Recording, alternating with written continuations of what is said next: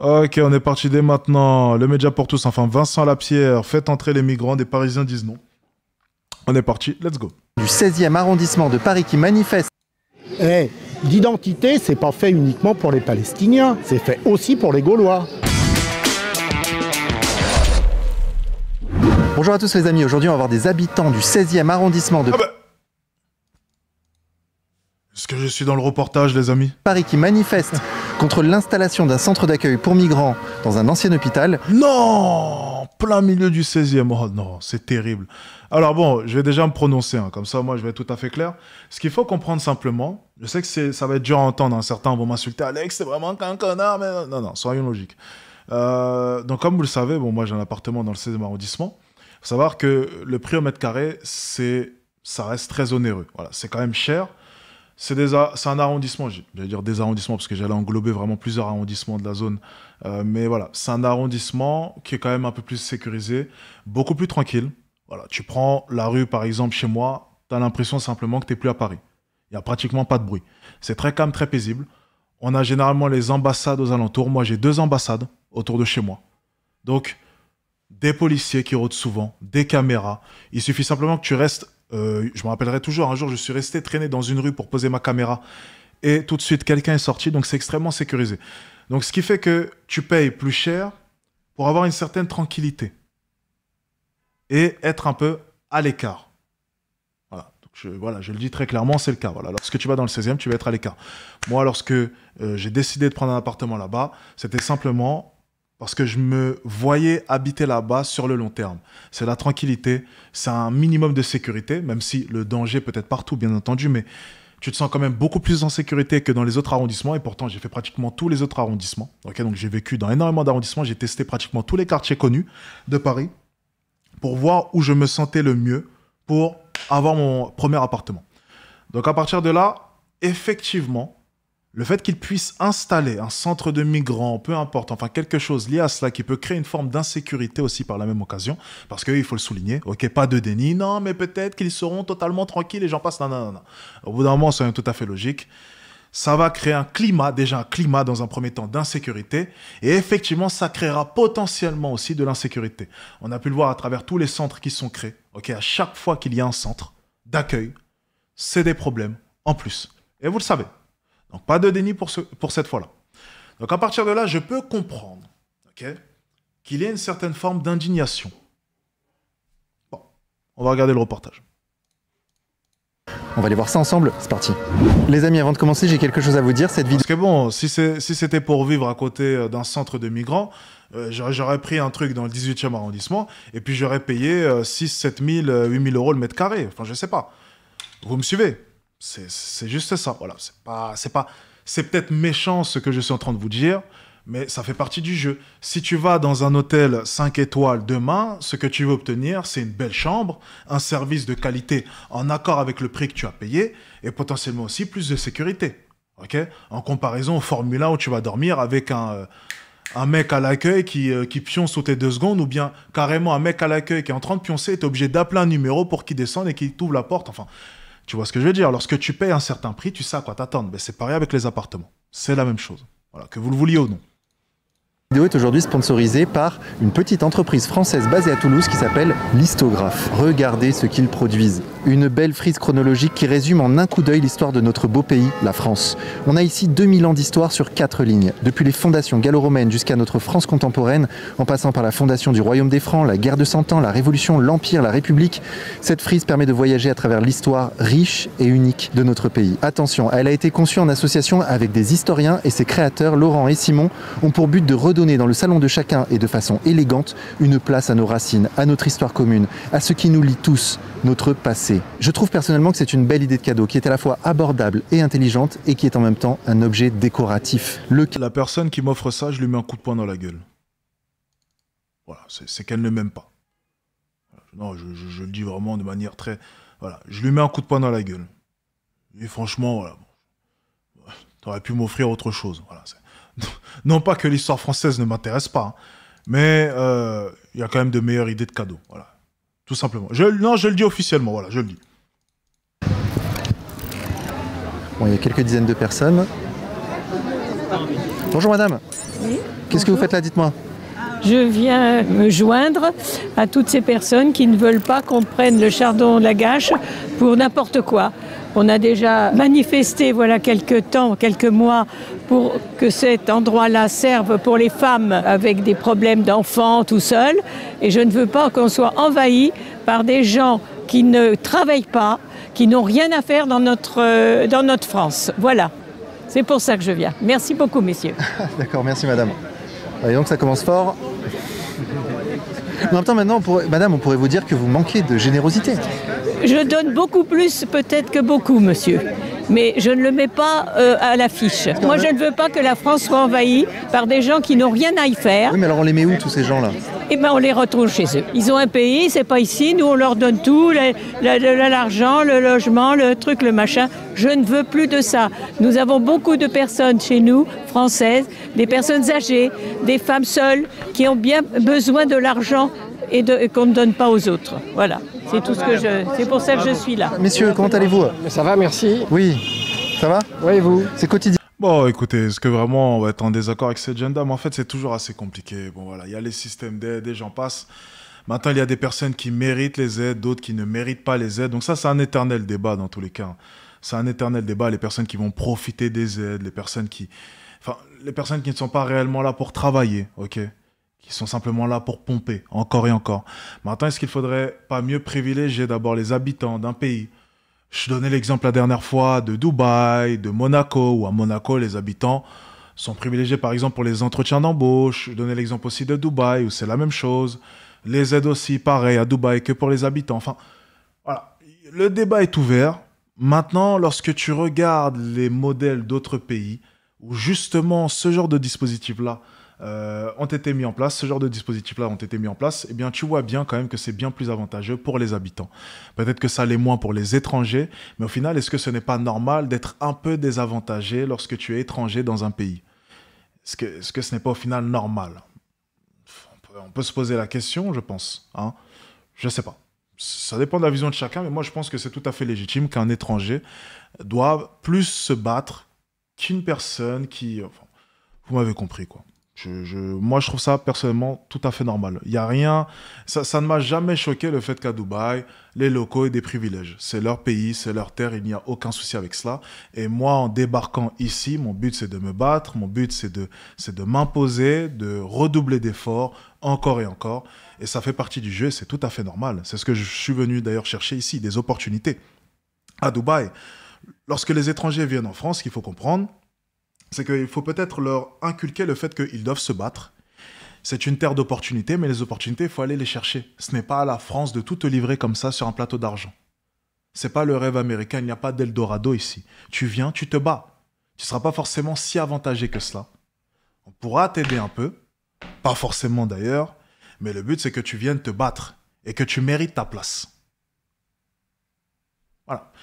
Mais si tu accueilles tout le monde, et tu leur offres tout un tas de cadeaux et de faveurs, je ne pense pas que tu les pousses à l'effort. Et je pense qu'inconsciemment, effectivement, ils deviennent fainéants. Bien. Non, Ou consciemment d'ailleurs. Ou consciemment. Et ça, c'est encore pire. C'est même conscient pour certains. Ils ont conscience des avantages. Ils ont conscience qu'aller travailler, ce serait peut-être même un désavantage. Ils ont conscience que par moment, aller travailler, mais ça réduira au final l'argent qu'ils vont recevoir. Bref, ils sont conscients. Ça, c'est le pire, ça. je rigole. C'est YouTube. Quotidien, qui nous adore. Ah bah là, oui. Je suis étonné de pas les voir d'ailleurs. C'est lui le patron. Hein. C'est vous le boss. Vous êtes le boss de quoi en fait d'ailleurs? De Reconquête Paris. Ah, d'accord. Vous êtes là pour reconquérir. Non, oui, on est là pour protester contre la mise à disposition d'un centre médical dans une autre fonction que sa fonction initiale. C'est-à-dire mise à disposition pour des migrants clandestins, hein, il faut bien le dire. Et donc ce n'est pas la fonction attendue d'un centre de la PHP, dépendant de la PHP.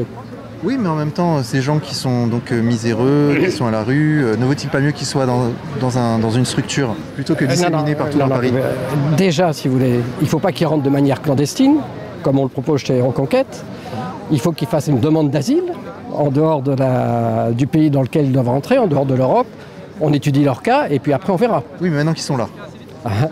Maintenant qu'ils sont là, maintenant c'est facile si vous dire. Maintenant qu'ils sont là, qu'est-ce qu'on fait? Tout le monde rentre, c'est open bar, 500 000 par an. Moi, vous savez, des gens qui sont là et qui dorment par terre, dont personne ne s'occupe parce qu'ils sont français et de souche, personne ne s'en occupe. Donc voilà, qu'est-ce qu'on fait d'eux? Est-ce que c'est pas plus normal de leur donner la place qu'ils devraient avoir ici? Vous avez raison, monsieur. Il y a un pauvre monsieur qui dort sur un banc depuis des semaines, là, devant l'association Aurore. Ils sont pas allés le chercher, le gars. Hein. Il dort là. Il y a une vieille dame qui a l'air d'avoir des soucis, qui est en contrebas, qui vit sur un banc depuis des mois. Rien à foutre de ces gens-là. Là, par contre, c'est payé. Il y a des subventions. C'est un business model très cynique. On a des tartuffes là-dedans. Ils sont payés pour aller les chercher. Ils sont payés pour les accueillir. Ils ont des locaux pas chers. On en met un maximum. Ils font un chiffre au mètre carré. Voilà ce qu'on a. On a de la tartufferie. C'est des nouveaux esclavagistes. Et après, ils les lâchent dans la nature. Et c'est le drame. Moi, je suis outré. Je pense que je vais quitter le quartier en fait. Ah oui, c'est vrai? Ouais, je pense, on est marre. C'est partout pareil et on a beau se mobiliser, l'État n'en a strictement rien à faire, l'État est complice. Je pense que là, c'est pas Hidalgo, ça va beaucoup plus loin. Je pense qu'on est dans un... Attendez, j'ai besoin de savoir où c'est là. J'ai besoin de savoir où c'est. On va vérifier si la valeur de mon appartement va baisser. Alors attendez, j'ai besoin de vérifier où c'est les amis. Est-ce que quelqu'un sait où c'est? Parce que j'ai pas réussi à percevoir derrière où c'était exactement. J'ai pas reconnu là pour le coup. Ah, ça c'est terrible ça par contre. Choix qui a été attendez. Non, je vois pas. Fait par l'Union européenne d'une politique migratoire et on s'imagine masquer la merde sous le tapis en foutant partout. On va en foutre à la campagne, on va en foutre dans toutes les villes de France. Je pense que là, là c'est révélateur. Alors là, on va nous dire que c'est un... Il y a un métro juste ici. Est-ce que vous reconnaissez? Est-ce que vous reconnaissez l'arrêt? Quartier de riches, mais ils vont pas le mettre dans le nord 16e, ils vont le mettre dans le sud 16e. Là, vous avez des familles, là, vous avez des cadres. Vous avez des gens qui... No comment. Travaillent pour avoir leur salaire. C'est pas des rentiers ici. Elle est remontée, hein? Ouais, mais c'est bien, c'est bien. Putain de merde. Oh merde, j'ai entendu sud 16e. Donc en fait, les riches sont dans le nord 16e. Merde! Non! Putain, j'ai entendu sud 16e. Oh putain. Ils les ont foutus où? Oh putain. Oh non. Attendez. Il va nous falloir une carte de Paris là. On va essayer d'estimer où est-ce qu'ils ont pu les placer là. Il y avait un arrêt de métro pas loin. Oh putain. Oh là là les amis, ça c'est farfelu ça. Alors, est-ce qu'on peut zoomer un peu là? Voilà. Vous pensez qu'ils les ont mis où? Chardon-Lagache. Ok, parfait, merci. Allez, regardez ça là. Chardon-Lagache. Métro Paris. Oh mais oh non, mais ça va. Ok, bon, ça va. C'est Chardon-Lagache. Tu es sûr, hein? Tu es sûr?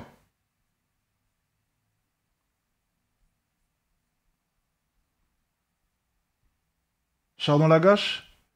C'est marqué dans la description, ok, j'avais pas vu.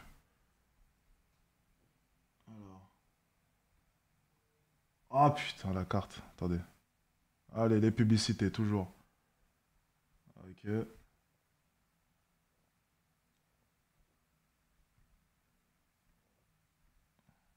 Ok, bah ça.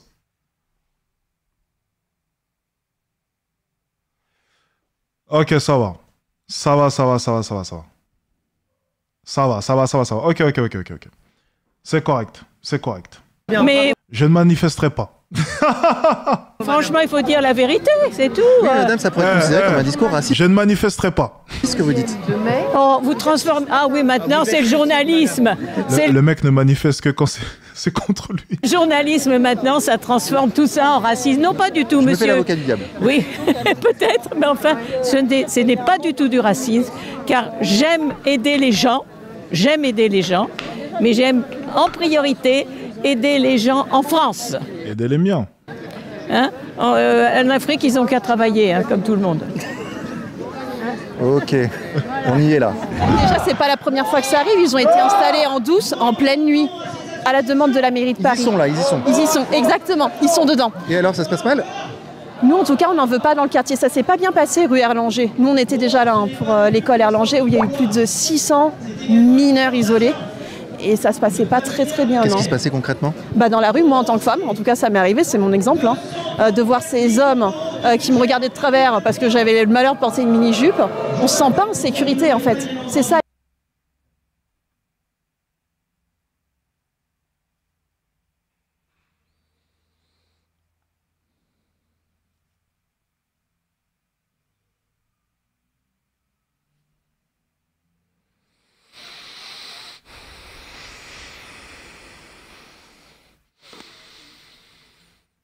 L'idée, c'est qu'ici, c'est un quartier qui est tranquille. On ne dit pas qu'après, il faut aller les mettre ailleurs. C'est juste qu'ici, on aime la tranquillité. Pour certains, moi, en tout cas, j'ai quitté mon 93 natal pour venir dans le 16e, pour avoir de la tranquillité, de la sécurité. Et c'est pas pour retrouver les mêmes problèmes que j'avais là-bas, avec des populations qui n'ont pas les mêmes cultures, la même façon de vivre que nous. Ce qui est vrai, c'est que l'église, là, moi j'habite derrière l'église, ça traîne pas mal et c'est pas éclairé, il n'y a pas de police qui passe. C'est vrai que pour ça, il y a le maire adjoint à la sécurité, monsieur Gachet, on va je vois très bien où c'est, je passe souvent en vélo par là. Je vois très bien où c'est. Alors, ça fait combien de temps maintenant qu'ils ont installé depuis le 3 juin? Ok, depuis, ok. Je suis pas informé du coup depuis. Donner son nom. Mais je passe souvent par l'église. Ne fait strictement rien, nous fait croire qu'il y a des... Parce qu'il y a une petite descente plutôt pas mal, pour ceux qui connaissent un peu, il y a une petite descente plutôt pas mal, donc je passe souvent pas trop loin. Des tournées de police, on appelle ça des rondes. En fait, je fais 10 fois par jour, je fais des allers-retours. J'ai jamais vu une voiture de police. Ok, c'est pour quel... C'est pour moi, Vincent Lapierre. Vincent Lapierre, ouais, vous regardez droit dans les yeux. Ah oui, c'est mon style. C'est les yeux revolver. Oh là la vache. Mais qu'est-ce que tu fais là, toi? C'est quoi ces fachos là? Lui. Je vous suis. Non mais c'est quoi ces fachos là? C'est Boulevard Voltaire, j'adore. C'est usant et la police n'en a strictement rien à faire. Bel exemple, vous avez un type qui a foncé en scooter la sortie des lycées, à fond dans les lycéens. Le type passe devant les deux flics, rien à foutre. Et il grille un sens interdit devant les policiers, rien à foutre. C'est quand ça? À l'instant, je suis allé voir les policiers pour leur dire, monsieur, pourquoi vous les avez pas interpellés? Le type me regarde, il me dit, mais c'est nous le problème. C'est les gens qui payent leurs impôts, qui refusent de voir leur quartier viré au drame, et c'est nous le problème. C'est pas la racaille, c'est pas les voyous, c'est usant. C'est usant, je sais pas ce qu'ils veulent en fait, à part transformer le pays en enfer, je sais pas. Le mieux, c'est que vous avez des mères célibataires à problème là-dedans. On met des types, on sait pas ce qu'ils ont, on sait pas ce qu'ils font. On peut très bien avoir des violeurs en puissance et on les met avec des mères célibataires à problème avec des gosses. Je sais pas si vous êtes au courant, mais vous avez des mères célibataires avec des gosses là-dedans, des mères à problème. C'est inadmissible. Les premières victimes en puissance, c'est les personnes qui sont là-dedans. Et c'est des personnes qui sont issues d'immigration. C'est juste des mères célibataires avec des gosses. Et on met des types dont on sait rien là-dedans, qui en plus vont certainement voir leur dossier refusé. Dossier refusé, vous imaginez? Donc c'est des types qui resteront pas en France, qui ne doivent pas rester en France. Et on les laisse à côté de mères de famille. Et là, des gosses. 10 000 gamins, là 10 000 gosses autour, adolescents, tous les âges. C'est inadmissible. Moi, si jamais je suis là aujourd'hui, c'est parce que je trouve que cette situation-là résume parfaitement ce qui se passe partout en France et ce qui est alerté par les différentes forces politiques, à savoir le fait que tout est en train de se transformer en France et pas pour le mieux. Il y a 400 ans, ça c'était une abbaye. Après, ça s'est modernisé pour devenir un lieu de santé publique et aujourd'hui, ça se remodernise pour devenir un lieu d'accueil pour clandestins. Voilà, ça va dans la mauvaise direction. Le 16e arrondissement, ça doit être la 7e ou 8e fois qu'il y a une réquisition de ce genre pour installer des clandestins. 650 rue Erlanger, 400... c'est vrai qu'on en entend souvent parler. À la rue de l'Amiral Hamelin. On a même eu le gymnase de Monterland qui a fermé à cause du fait qu'il a été, je cite, pris d'assaut par les clandestins. Ça devient plus possible. Soit il y a un encadrement, et ça, c'est le minimum demandé, soit on arrête. C'est vrai que c'est un joli quartier. C'est surtout que c'est très paisible. Moi, il faut savoir que moi, j'ai une histoire très particulière avec le 16e arrondissement, avant que j'y habite. Je me promenais souvent là-bas lorsque j'étais jeune. Pas pour de la délinquance. C'est juste que j'allais souvent dans un bar lorsque j'allais bosser. Lorsque j'avais les yeux pleins de rêves et que j'essayais d'améliorer ma situation. Tu vois, comme quoi, voilà. Je parlais du fait de se battre pour obtenir les choses et de ne pas attendre les aides ou quoi que ce soit pour évoluer. Non, j'ai pas attendu le chômage, j'ai même refusé mon chômage. Je sais pas, je pense que je ne l'ai jamais raconté en live, ça. Il faut savoir qu'il y a une anecdote sur moi qui est très importante, que je n'ai jamais racontée d'ailleurs. Donc je vais le dire avec fierté, même si c'est pas forcément une fierté, enfin. Je le dis comme ça, mais bon, j'ai jamais raconté, je viens de me rendre compte, ça va faire maintenant 4 ans que je suis sur Internet, je ne l'ai jamais dit. Il faut savoir que j'ai refusé le chômage. Quand je me suis lancé dans le milieu d'entrepreneuriat, j'ai refusé le chômage parce que je me disais simplement, je veux pas d'aide. Je vais avoir cette mentalité de me dire, non, je vais aller chercher les choses. Pourtant, j'étais éligible au chômage. Et je l'ai refusé. J'ai refusé les aides. Tu vois. Donc ça, c'est juste, c'est pas pour me la péter ou ce genre de choses, c'est pour vous montrer un peu mon état d'esprit en étant en France. Et j'ai toujours été comme ça. Vous savez, on peut m'insulter, on peut me détester, peu importe. Par contre, il y a une chose qu'on peut me reconnaître, c'est que je vais chercher les choses. Et je suis pas un putain de feignant. Et ça, c'est une grande qualité. Je pense que c'est la bonne mentalité. Donc, pour revenir un peu au 16e arrondissement, je promenais souvent là-bas et j'allais dans un bar que j'adore. Je ne vais pas le nommer parce que quand je rentre à Paris, sinon certains vont venir. Un bar que j'adorais dans le 16e arrondissement et j'allais tout le temps bosser là-bas. Et ce que je faisais, moi j'habitais dans le 19e arrondissement. Ce que je faisais, c'est que du coup, je prenais le métro jusqu'au 16e arrondissement. J'allais dans mon bar, peu importe. Et puis des fois, je changeais. Hein, j'allais dans le 15e, dans le 14e. En tout cas, j'allais au sud de Paris.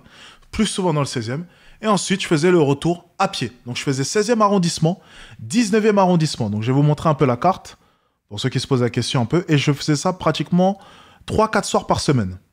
Ok, ça me permettait vraiment de me vider l'esprit. Ok, donc je vous montre ça. Donc, moi, j'habitais tout au nord là-bas, vers la Villette. Et donc, je marchais. Voilà. Donc, c'était à Auteuil en plus de ça. Je marchais d'Auteuil à la Villette. Ou bien du bas du 15e arrondissement jusqu'à la Villette.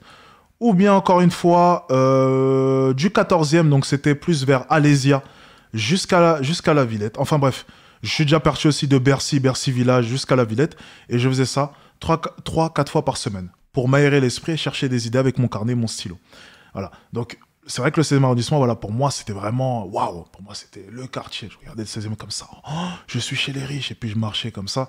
Et je trouvais le quartier super paisible, super tranquille.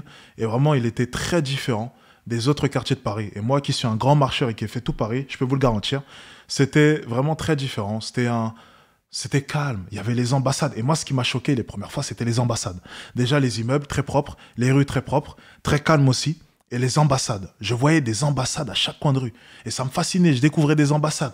L'ambassade de machin, l'ambassade de machin, l'ambassade de machin. Et à chaque fois, j'étais étonné de voir une nouvelle ambassade, encore et encore. Il y en avait tellement. Et c'est là vraiment que j'ai compris, voilà, le 16e arrondissement, c'était quand même un quartier très sympa. Et donc, j'étais très content d'obtenir mon premier appartement là-bas. Bref, voilà, c'est la petite nostalgie. Je raconte un peu ma vie. On est reparti, let's go. Pour ce reportage plutôt intéressant. Et comme l'encadrement il n'est pas là, on l'a vu ces dernières fois, il y a une augmentation sensible de la délinquance dans le 16e arrondissement qui corrobore parfaitement avec l'arrivée de ces clandestins. Bah, s'il n'y a pas d'encadrement, il n'y a plus d'arrivée de clandestins et c'est pour ça que le 16e en a marre et que les gens se mobilisent en masse. Alors est-ce que ça c'est pas raciste que de dire ça? Non, je trouve pas. Non, personnellement, je pense ça. Je suis maraudeuse à la Croix-Rouge française. Donc moi, les migrants, l'hiver notamment, je leur donne des cafés, des couvertures de survie, du thé. J'en ai retrouvé dans le 14e, en plein hiver, un Érythréen qui m'a raconté son histoire en me disant qu'il venait de là-bas et qu'il se retrouve en plein boulevard, vous savez, de Port-Royal, dans le froid. Moi, j'avais pas de couverture de survie pour lui. J'ai juste lui donné un café. En fait, la réalité de l'immigration, c'est ça.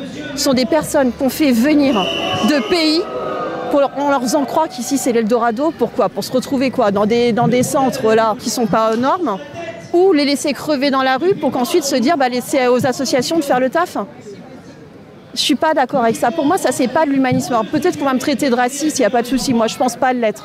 Mais en tout cas, pour moi, l'humanisme, c'est pas de faire venir des gens dans nos pays où on a déjà du mal à donner du boulot à tout le monde, où on a du mal à finir les fins de mois. Ça, pour moi, voilà. Moi, ça, c'est pas l'humanisme. Je préfère qu'ils restent chez eux, peut-être qu'on puisse les aider si on nous autorise aussi à le faire, parce que quand on veut aider ces pays-là, on va nous dire, bah oui, mais c'est encore la France-Afrique, c'est ça. Non, moi, je suis pas contre qu'on les aide sur place pour se développer, pour rester avec leur famille. S'ils fuient des guerres, qu'ils luttent là-bas. Mais ici, ça sert à rien. On n'a rien à leur offrir. En fait, c'est ça le truc. On n'a rien à leur offrir. C'est un choix politique. Alors, une pensée à tous les connards qui ont voté pour Emmanuel Macron dans ce quartier, qui votent Emmanuel Macron. Ben voilà, ils ont ce qu'ils méritent. Oui, parce qu'ici, ça vote en masse. Ah, pour ici, Macron. ils ont voté Macron, ils ont ce qu'ils méritent. Hein. Va evictis, comme disaient les Romains. Bon, voilà, c'est le... Ah, il y a les chiffres, excellent.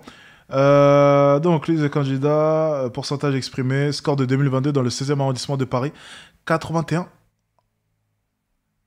Ah ouais, quand même. Ok. D'accord. Dernier mot. C'est parlant. Ah, mais ça va pas s'arrêter. Vous avez vu la place qu'il y a 50, 100, 200. Ils en ont mis 400 la dernière fois, l'an dernier. On a eu les junkies aussi qui devaient venir. Ça va être quoi la prochaine fois? Je sais pas. Ça va être quoi la prochaine fois? Un centre taliban? Je sais pas au point on en est. Hein. Un centre taliban, peut-être, avec une inclusivité talibane. Je sais pas ce qu'ils veulent faire. C'est la France d'Emmanuel Macron. Hein. C'est ça le projet, quoi. Les gens ont autre chose à foutre que d'aller se défendre pour éviter que leurs gosses se fassent agresser. Vous avez des images là, il y a des types tarés qui traînent au parc à côté de gosses, les mecs ils se déshabillent. Le soir vous avez des junkies qui fument des joints, il n'y a personne qui passe, la police en a rien à foutre, mais rien à foutre. Quand vous les appelez, ils se déplacent même pas. Hein, le commissariat du 16e, il se déplace pas, il se déplace pour nous. Ah si, il se déplace pour nous, là on se déplace, hein, mais autrement non, voilà. Voilà, je suis usé en fait, fatigué. Alors, je suis venu par solidarité, mais je pense qu'on n'aura rien du tout, parce que le régalien s'en fout. La France est livrée aux barbares, voilà. La France est livrée aux barbares, c'est ça. On en est là, voilà. Alors dites-moi, qu'est-ce que vous faites ici, mesdames? Eh bien, on se le demande. On se le demande. Parce qu'il fait beau, il pleut plus. Et avant, il pleuvait, ça nous ennuyait. Là, ça fait comme ça un petit passe-temps agréable. Bah oui, une petite sortie, quoi. Absolument. Puis le quartier est agréable. Oui, alors, pour l'instant, mais ça va pas durer. Voilà, c'est ça dont on parle. À peine provocateur, vous. Qu'est-ce qui risque de se passer ici? J'en sais rien, parce que vous avez le programme de festivité. Alors moi, on m'a dit qu'il y avait des personnes venues d'ailleurs, démunies, qui demandaient l'asile en France, qui nous demandent qu'on leur tende la main et qui vont s'installer ici. C'était vous? Non, je n'en fais pas partie. Je vous laisse parce qu'on va au resto. D'accord. Bonne journée. Au revoir. Au revoir. Au revoir. Présenté sous cet angle, c'est vrai que c'est difficile de réagir. Bonjour cher monsieur. Comment ça va? Très bien. Alors pourquoi vous manifestez si ça va? Hein? Pourquoi vous manifestez? Parce qu'on veut pas de migrants à Paris. Et pourquoi? Ah, parce qu'on n'en veut pas. Et alors on les met où? Hein? On les met où? Ils restent chez eux. Ouais, mais c'est ici chez eux peut-être. Non, c'est pas c'est chez pas eux ici. Non. Bah, ils vont devenir français. J'aime bien Vincent Lapierre. Dans cette vidéo-là, il est vraiment dans de l'ironie à tout va. J'aime bien. Je trouve ça drôle. Non. Les Chinois aussi, ils en veulent pas. Les Japonais non plus, ils en veulent pas. Jamais on a reproché aux Japonais d'être racistes. C'est homogène chez eux. Ok? Ouais. Vous me regardez avec des yeux ronds. Non, mais je voulais vous répondre. Un petit peu de mélange, ça fait pas de mal? Non. Non, pas de mélange? Non, la mobilette, c'est le temps de la mobilette, c'est fini. Le mélange, c'était pour la mobilette. On est passé à l'électrique. Ouais. Marie-France Garot, elle disait, il y a 30 ans. Paix à son âme. Ouais. Elle disait, il y a 30 ans, c'est des émigrés économiques. Ils viennent chez nous parce qu'il y a du pognon chez nous. Mais s'il y a du pognon chez nous, il y en a moins pour nous. Et on n'a pas envie de partager. Oui, mais alors, monsieur, ouais. Il fallait pas coloniser alors? Ah, mais maintenant, c'est le retour de flamme. Si, parce que c'est le retour de flamme. Eh oh, on les a vaccinés, on les a éduqués.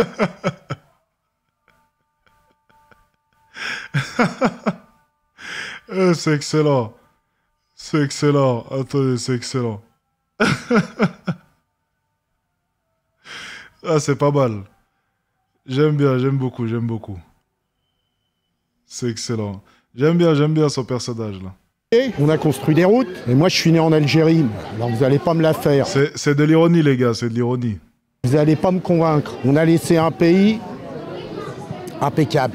Quand vous demandez aux Algériens qui sont sur place, ils sont victimes d'un régime à la con qui les exploite depuis 60 ans. Les dirigeants ils viennent se faire soigner en France, et les pauvres Algériens, ils ont rien à bouffer, et ils peuvent pas se faire soigner. Alors ça suffit. Bah c'est justement pourquoi ne pas les accueillir ici. Non. Qui restent chez eux, qui développent leur pays. Ou alors qu'ils appellent les Russes ou les Chinois. Bon, la moyenne d'âge est élevée quand même. Hein. Sauf votre respect, madame. Pardon. Je ne sais pas comment je vais le prendre, mais ce n'est pas faux. Non, prenez-le bien. C'était vraiment une remarque bienveillante. Sociologique. Qu'est-ce qui se passe ici, dis donc? Bah écoute, je sais pas, moi je découvre, moi j'ai une autre manif, écoute, hein, et puis je suis assez surpris. Mais on dirait que c'est intéressant. Il y en a quand même pas trop. Lévitique chapitre 19 verset 33. Si un étranger vient séjourner dans votre pays, vous ne l'opprimerez point. Vous traiterez l'étranger comme vous-même parce que vous avez tous été des étrangers dans le pays d'Égypte. Je pense qu'il faut qu'on mette un petit peu de couleur là-dedans, là. Ça serait bien. Vous trouvez que c'est trop blanc, ouais? Non, c'est pas trop blanc, c'est pas trop bleu, c'est pas trop rose, non. Il faut juste qu'on puisse casser les murs et puis faire tomber les préjugés, les stéréotypes, les clichés, c'est tout. Ouais, mais en même temps, moi, je rentre pas dans le jeu de votre question, parce que moi, je suis pour l'ouverture. Je pense qu'il y a des gens qui, aujourd'hui, on communautarise, on catégorise, on met les gens en opposition, puis je pense qu'il y en a qui surfent sur la peur. Et mon pire ennemi, justement, c'est les médias. Et je crois qu'il faut aller au-delà des apparences, et puis derrière les apparences se cachent des gens avec un cœur qui soit blanc, rouge ou vert. Je pense que c'est la rencontre qui est importante. Mais si ça fait augmenter la violence et la tension dans le pays, je crois qu'il n'y a pas pire. Les viols, etc. Je crois qu'il n'y a pas pire que la violence des préjugés, des stéréotypes et des clichés, quoi. Je crois que c'est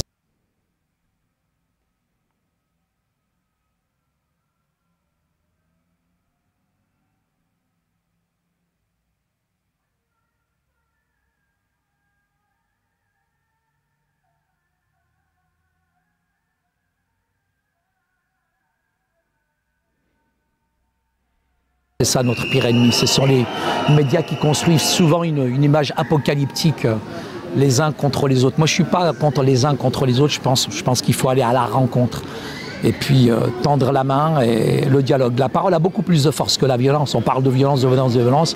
Il n'y a pas tellement de violence que ça. Je pense que c'est des gens qui sont apeurés. Non, absolument pas. Je pense qu'ils sont apeurés, ils sont craintifs par rapport à leur enradissement, etc. et tout. Mais pourquoi vous refusez comme ça le métissage, monsieur? Ah non, mais ça, j'en veux pas du métissage. Et les Kanaks non plus, ils en veulent pas du métissage. Les Kanaks, ils en veulent pas.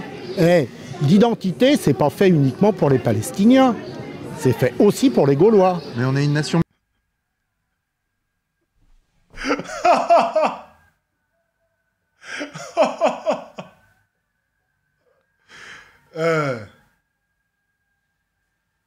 That's tough. That's tough. Not gonna lie. That's crazy. This line is crazy. No, that's tough. On va pas se mentir, les gars, c'était tough. C'était vraiment... No cap, c'était tough. C'est la meilleure phrase que j'ai entendue toute la vidéo.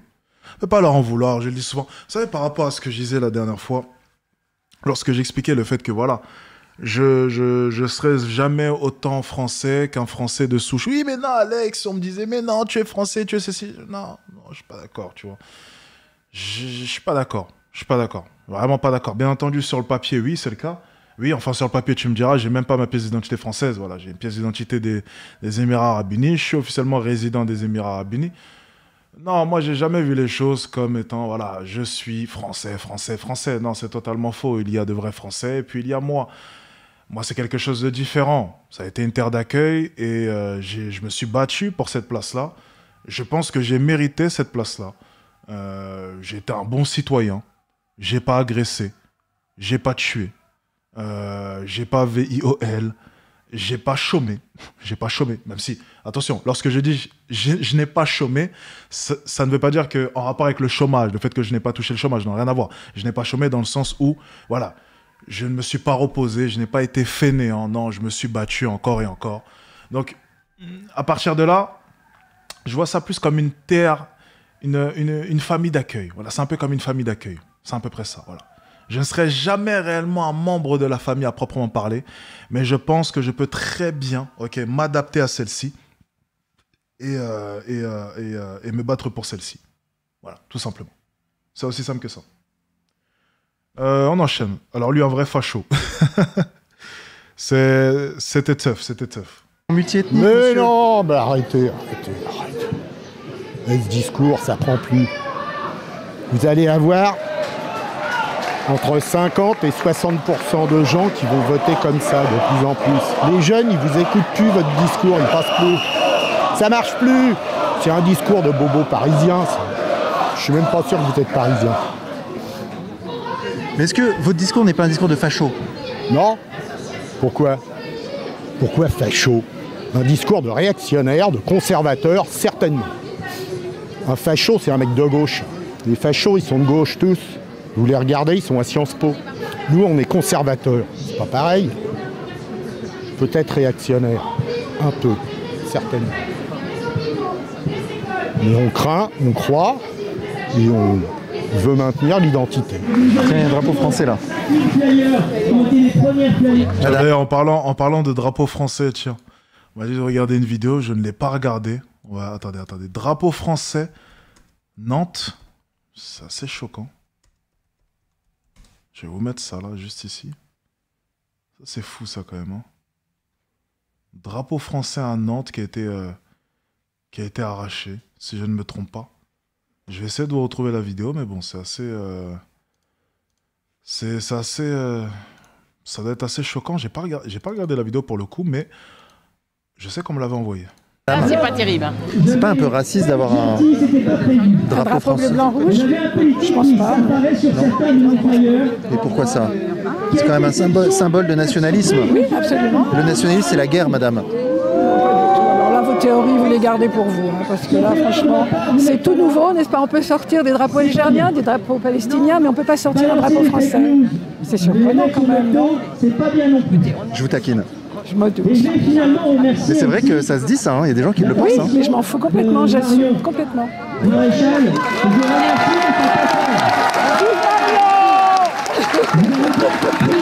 Ah, il y a Marion-Maréchal Le Pen, je savais pas qu'elle était là. Mais dites-moi, monsieur, oui, sincèrement, ces gens-là ont peur que le quartier devienne... qu'il y ait plus d'insécurité dans leur quartier avec l'installation d'un centre d'accueil pour migrants.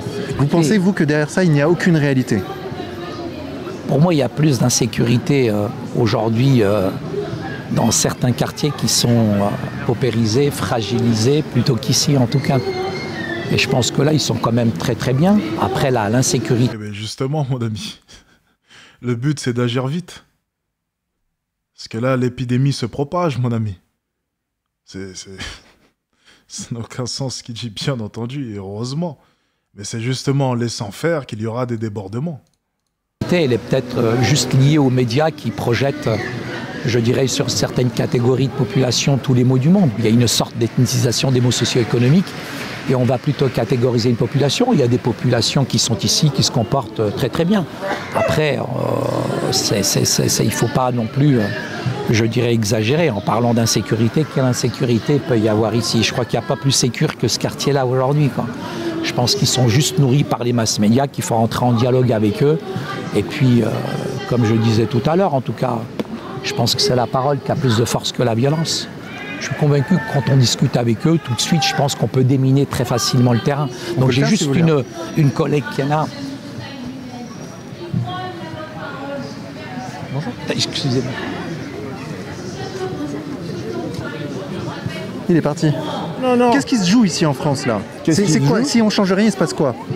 Ah mais là, ça va changer. C'est pas en France qu'on va changer, c'est en Europe. L'Europe, c'est une forteresse chrétienne. Depuis le Moyen-Âge. Jusqu'aux années 70-80. Ok? Est-ce que c'est pas en train de changer, ça, justement? Est-ce qu'il ne faut pas s'ouvrir à la religion musulmane, par exemple? Je vous dis, allez demander aux Japonais, aux Kanaks, s'ils veulent s'ouvrir. Les Kanaks, ils veulent pas s'ouvrir aux Blancs. Bonjour monsieur. Bonjour. Vous faites partie du collectif qui a organisé cette manifestation? Absolument, oui. Vous êtes l'un des responsables? Oui, on peut dire ça. Oui, je suis responsable de tout ça, oui. Et alors pourquoi? Pourquoi? Parce que tout simplement, on a une association qui fait la loi en fait qui fait la loi chez nous. Je ne pensais pas que des associations en France pouvaient être au-dessus des lois. On pose des questions, on n'a pas de réponse. On a un député qui pose des questions, soi-disant n'a pas de réponse. On a un sénateur qui pose des questions, qui n'a pas de réponse. On a un maire d'arrondissement qui pose des questions, il n'a pas de réponse. Et donc le simple citoyen que je suis s'interroge sur la réalité de ce qui se passe dans notre pays. L'association Aurore apparemment a tous les droits et donc émet en toute discrétion au petit matin, débarque comme s'il faisait un cambriolage, c'est un hold-up. En fait, et ils font venir 28 demandeurs d'asile, pour pas dire migrants parce que c'est le terme un peu tabou, 28 demandeurs d'asile, hommes isolés, dans le même bâtiment qui se trouve là. L'aile gauche, vous avez des femmes avec des bébés, ça c'est la version qu'on nous avait servie au départ, et en fait c'est pas des bébés, il y a des ados, il y a même des maris, donc c'est des familles complètes, et de l'autre côté on va mettre des hommes isolés. Alors je ne vous fais pas de dessin, enfin mettre des migrants demandeurs d'asile qui vont devenir des OQTF dans 70% des cas, ce sont les statistiques du ministère de l'Intérieur. Les OQTF sont exécutés à 6% à peu près. Il n'y a aucune exécution à ce niveau-là pour les OQTF, tout le monde le sait. C'est d'un ridicule, ça ne veut rien dire, ce terme ne veut rien dire, il faudrait même le supprimer, quoi. Il n'a plus aucun sens. Il va y en avoir minimum 50 50, ça fait 35 personnes qui vont recevoir une OQTF. On va l'appliquer à hauteur de 6%, c'est ce qui se passe réellement dans les faits aujourd'hui. On va en expulser donc 3, il va en rester 32. La question que nous nous posons, c'est quid de ces 32 personnes? Est-ce qu'on va continuer à les héberger ici ou est-ce qu'ils vont aller errer dans les rues comme on le voit déjà? On voit déjà des gens dans la rue qui errent. Alors, est-ce qu'on a pensé aussi aux femmes qui sont à l'intérieur, qui ont 18 fois plus de risques de se faire violer que les femmes françaises sur le territoire? Qui les viole? Les riverains? Ou potentiellement les gens qui sont à l'intérieur avec elles? Est-ce qu'on a pensé à un moment donné que de parquer ces gens-là ensemble, ça n'allait pas les mettre, elles, en danger? Quels sont vos recours contre ça? Parce que là, ça y est, c'est fait. Là, déjà, on ne veut pas que Aurore soit financée par notre argent, par nos impôts. On a entendu là dire qu'ils avaient 200 000 € par la mairie de Paris, il me semble. Voilà. Donc par nos impôts, donc ça c'est pas normal. Je veux dire, si on en est là aujourd'hui, c'est parce que Macron il fait venir tous les migrants. Il y a 500 000 entrées par an des migrants. C'est le record absolu depuis quelques années. Il y a un moment, il faut arrêter ce fou du monde, quoi. Il faut se battre et on veut pas que ça devienne comme ça la France. Voilà, on veut de la sécurité. Regardez l'actualité, tous les OQTF qui violent nos grands-mères maintenant, nos grands-mères. Donc il y a un moment, il faut... voilà. Alors Lille, une femme de 91 ans, violée par un individu sous OQTF. Alors, une nonagénaire a porté plainte pour viol, barbarie et séquestration après avoir été approchée par un individu en situation irrégulière. Le présumé violeur âgé de 34 ans est en situation irrégulière et sujet à une OQTF. Ce dernier a été placé en garde à vue. C'est horrible. Et ça me rappelle vraiment aussi la dernière fois, c'était sur son lit d'hôpital. Donc un individu s'était glissé dans la chambre et avait violé du coup une personne âgée dans son lit d'hôpital. Terrible, terrible. Voilà, il faut se battre contre l'arrivée des migrants et arrêter de foutre des migrants partout en France, comme on le fait là, comme Macron le fait depuis des années. Pas d'idéologie avec nos impôts. Bam! Stop. Très simple. Et j'en profite pour vous redire d'aller voir la frise chronologique sur le site Listographe dont je vous parlais en début de reportage. Tiens, moi aussi j'en profite. N'oubliez pas, vous avez Monaddict 1.0 disponible dès maintenant. Le lien est en description, les amis. Et en commentaire épinglé aussi par la même occasion. N'hésitez pas, les gars, c'est ma formation business. Tous ceux qui veulent apprendre à faire de l'argent, tous ceux qui rêvent un jour de pouvoir acquérir des compétences qui vous permettront de pouvoir monétiser quelque chose, n'hésitez pas, dès maintenant, à rejoindre Monaddict. Vous avez le lien en commentaire épinglé. Vous avez une belle réduction dessus, c'est jusqu'à vendredi. Profitez-en dès maintenant. Ok, on reprend. Oh, flûte. Accueil pour migrants qui se construisent un peu partout. Pourquoi ce quartier serait-il épargné? Mais ces flux migratoires ne sont pas normaux, à mes yeux. Ils ne sont pas maîtrisés. C'est un petit peu incompréhensible pour moi. Moi, j'ai fait beaucoup de choses à l'étranger. Et les flux migratoires imposés comme ils le sont, acceptés comme ils le sont, ne me conviennent pas. Pourquoi est-ce que des gens viennent, ils sont chassés de leur pays? Ils sont chassés de leur pays par des gens qui profitent d'eux, qui les empêchent de bouffer. C'est pas nous qui en sommes responsables. Les flux migratoires d'Afrique, c'est pas de notre faute. Les présidents sont renversés régulièrement. Il n'y a pas d'ordre dans l'Afrique. Et pourquoi est-ce qu'on accepterait le désordre chez nous? Donc il y a un équilibre à trouver. Et en même temps, cher monsieur, ça pose quand même une question de fond. C'est tous ces gens qui arrivent par bateau et qui sont misérables, qui arrivent pratiquement tout nus. La morale nous commande de les aider. C'est trop facile, la morale.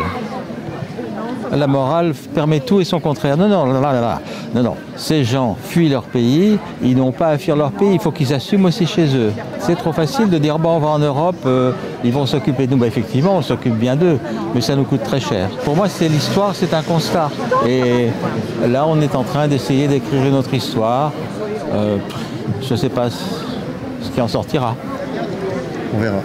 J'adore la manière dont tu parles. Je ne verrai pas. Qui vivra verra. Je ne verrai pas parce que j'ai quelques années de plus que vous. Je ne sais pas si ce qu'on va vivre sera très agréable. C'est un grand point d'interrogation. Votre cœur balance entre Bardella et Marion? Non.